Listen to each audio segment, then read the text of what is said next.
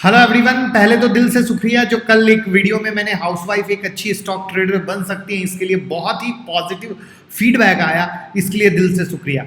Plus आज एक video cash versus future जिसमें निफ्टी बैंक निफ्टी में कैसे ट्रेड करें लाइव एग्जांपल के साथ बताया है, देखना मत भूलिएगा। और स्क्रीन पे बहुत सारी इंपॉर्टेंट वीडियो है तो जरूर देख लीजिएगा। ट्विटर टेलीग्राम से जुड़े रहिएगा जिससे हर एक खबर मिले। जैसे एग्रीकल्चर थीम शेयर की जो इन्वेस्टमेंट की पिक दी थी 3 जून को, उसने कितना बड़ा रिटर्न दिया है चेक कर लीजिए। और मैंने आज एक रिक्वेस्ट की है कि मार्च अप्रैल मई में जितनी भी इन्वेस्टमेंट की वीडियो बनाई है उन सब वीडियो को देखें किस रेट में दिया है और उसके बाद उन्होंने क्या रिटर्न दिया है। तब आपको टीवी मीडिया, बड़े बड़े यूट्यूबर, बड़े बड़े एनालिस्ट और मेरे में आपको फर्क का रियल प्रूफ दिखेगा। तो मैं चाहूँगा मार्च अप्रैल मई के मंथ में जितनी भी इन्वेस्टमेंट की वीडियो दी है डेट वाइज आप चार्ट पे मैच करें। ये मेरी पर्सनल रिक्वेस्ट रहेगी जिससे हमारी और आपकी बॉन्डिंग और मजबूत हो सके, क्योंकि हम चाहते हैं आप एजुकेट हो, हम चाहते हैं आप कमाएं।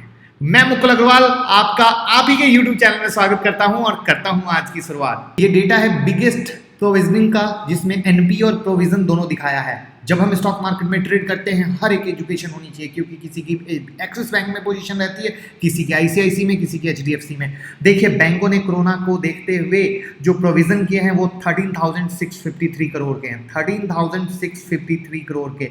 और जो आरबीआई ने 6 महीने के लिए बैंकों को ईएमआई चुकाने से राहत दी है उसको देखते हुए ये माना जा रहा है कि बड़ी संख्या में डिफॉल्ट मिलेंगे।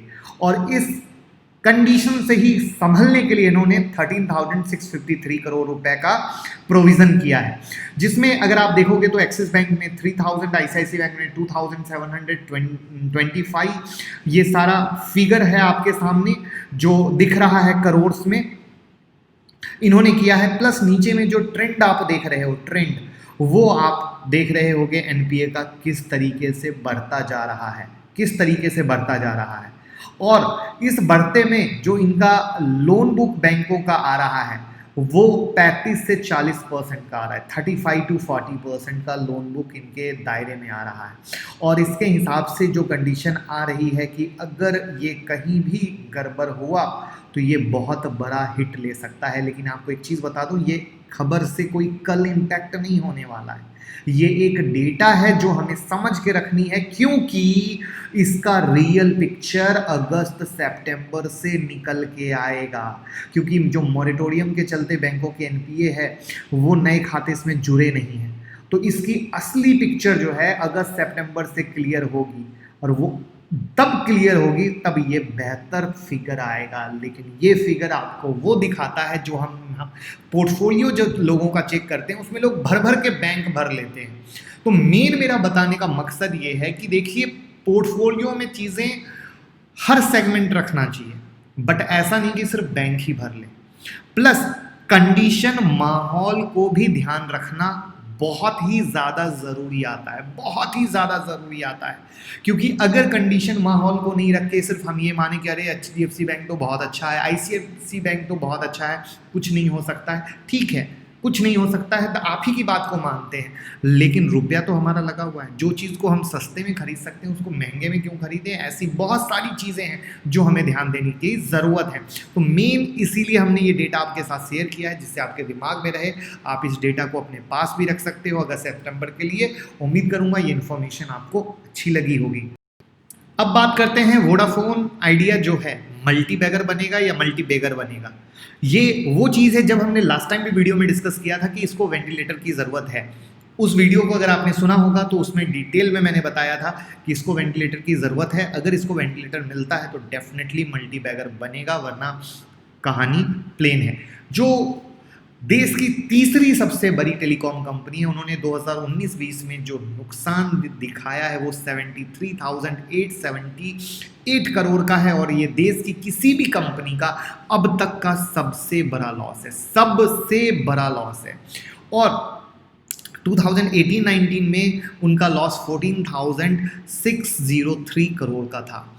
और ये जो हुआ है एजीआर जो इनको ड्यू है उसका प्रोविज़न करने के कारण इतना बड़ा लॉस आया है, क्योंकि जो इनका एजीआर ड्यू है वो है 51,400 करोड़ का, जिसके कारण ये चीज़ें बढ़ी है। अब जैसा कि आपको पता है सुप्रीम कोर्ट ने कंपनियों को आदेश दिया है एजीआर जो ड्यू है उसका रोड मैप बताएं, पेमेंट कैसे करेंगे बताएं। और वोडाफोन आइडिया को 51,400 करोड़ रुपए चुकाने हैं। अब कंपनी तो कहती है कि भैया हमारे पास स्टाफ को देने की सैलरी ही नहीं है, हम कामकाज कैसे चालू कर पाएंगे, हमें आप वक्त दीजिए, मोहलत दीजिए तो हम कुछ कर भी सकते हैं, वरना तो हमारे लिए बहुत मुश्किल है। तो जिस तरीके से यहाँ पे ये लोग इस तरीके से हाथ खड़े करके खड़े हैं और जिस तरीके से ये मामला खिंचता चला जा रहा है, तो कहीं ना कहीं वोडाफोन ऐसा लेके चल रहा है कि सरकार चाहती है कि मार्केट में 3 रहें, सिर्फ 2 ना बचे, कंपटीशन बना रहे, ऐसी उम्मीद ये लेके चल रहे हैं। अब देखने वाला वक्त ये बताएगा कि जो इनका कहना है कि अगर AGR केस हमारे फेवर में आएगा, जहाँ पे हमें मोहलत मिलेगी तो व्यापार करना संभव हो पाएगा, वरना संभव नहीं हो पाएगा, क्योंकि इनका सब्सक्राइबर बेस भी बहुत ही ज़्यादा घटा है, बहुत ही ज़्यादा घटा है। तो उन सब के आधार पर जो AGR केस की सुनवाई जुलाई के 3rd हफ्ते में है, 3rd वीक में है, वो एक सबसे बड़ी चीज़ होगी, क्योंकि 20 साल की किस्त के रिगार्डिंग सुप्रीम कोर्ट तो बिल्कुल रेडी नहीं है, बिल्कुल रेडी नहीं है। तो अब क्या इनको वेंटिलेटर मिलता है? अगर वो मिला तो मल्टीबैगर तो बनेगा ही। ऐसे भी आप जानते ही हो 3.95 से 10 रुपये की चाल, बहुत अच्छा रिटर्न इसने लोगों को दिया है और अब वापस से गिर नहीं रहा है। रिजल्ट खराब आने के बाद भी ये अपने आप को ऊपर के लेवल पे संभाला हुआ है। ये चीज़ आप लोगों ने बहुत ही अच्छे से गौर की होगी कि 10 रुपये के लेवल पे ये बहुत ही अच्छे से सस्टेन कर रहा है, वरना बड़ी गिरावट आनी चाहिए थी, इतनी बड़ी स्टेटमेंट, इतनी बड़े ख़राब रिजल्ट के बाद। तो ये सब चीज़ें कहीं ना कहीं कुछ कर रही है और इसीलिए मैं जिनका भी पोर्टफोलियो चेक करता हूँ या जिन्होंने भी 3.95 से 4.95 से जो हमारे कहने पे लिया है, जो वीडियो में हमने दिया था, हम जिनके पास पैसा है, जिनके पास पैसा नहीं है या जिनके पास 1,00,000-2 लाख रुपए की इन्वेस्टमेंट है, मैं उनको सजेस्ट नहीं करता हूँ, बट जिनके पास मोटा पैसा इन्वेस्टमेंट के लिए 10 लाख, 15 लाख, 20 लाख, वो एक छोटी सी रकम इसमें लगा सकते हैं कि तुक्का लगा तो अच्छा मिलेगा, वरना एक मामूली रकम जाएगी तो कोई फ़र्क नहीं पड़ता है, क्योंकि बड़ी इन्वेस्टमेंट के सामने में उनके रिटर्न के सामने में ये मामूली सा नुकसान कुछ फ़र्क नहीं देगा। लेकिन अगर ये करेक्ट बैठ गया, इनको वेंटिलेटर मिल गया, तो ये डेफिनेटली बहुत अच्छा कर जाएंगे और बहुत ऊपर ले जाएंगे। तो आने वाला वक्त बताएगा ये किस तरीके से क्या करवट बैठता है, बट न्यूज़ आई होप बहुत क्लियर होगी, जिससे आपको समझ में आसानी रहे कि क्या मुझे करना है। आज का वीडियो निफ्टी की ट्रेडिंग में आपको बहुत हेल्प करेगा। पहला तो ऑलरेडी निफ्टी, बैंक निफ्टी में ट्रेड कैसे करें मैंने बता ही दिया, 9 बजे आएगा, बट आज क्यों करेगा ये बताता हूँ। कल मैंने निफ्टी का 10,386 का सेल लेवल दिया था और मैं हमेशा कहता हूँ कि जब VWAP से फॉर्मेशन बने तो MACD को कंफर्मेशन लेते हुए ट्रेड कर सकते हो, राइट।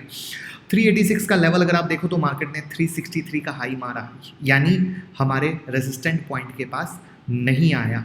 ओके, अभी इधर भी देखो 368, ये देखो 398, यानी 386 के पास में जो लेवल आए वो यहाँ पे थे, और यहाँ पे आने पे VWAP कहीं से भी आपको सेलिंग का सिग्नल नहीं दे रहा था। इसका मतलब हमारा सेल पॉइंट ट्रिगर्ड ही नहीं हुआ।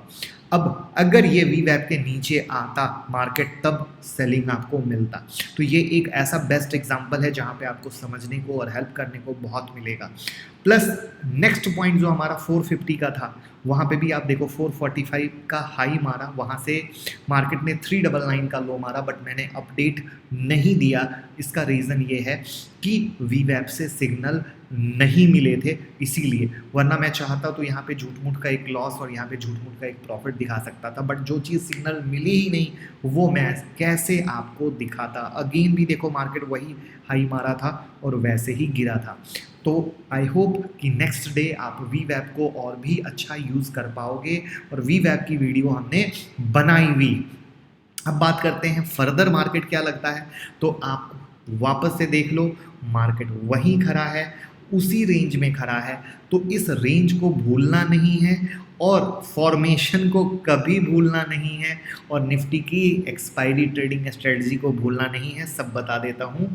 सबसे पहले तो 10,460 का resistant point as it is valid है और 540 का resistant point as it is valid है। ओके, ये दो रेसिस्टेंट पॉइंट में कोई तब्दीली नहीं है, कोई बदलाव नहीं है। हमें फॉर्मेशन दिखेगा तो हम सेल करेंगे जो VWAP का है। आप VWAP की वीडियो ज़रूर देख लें जो भी नए लोग हों, और अगर नहीं मिलेगा तो हम ट्रेड नहीं करेंगे, हम अवॉइड करेंगे।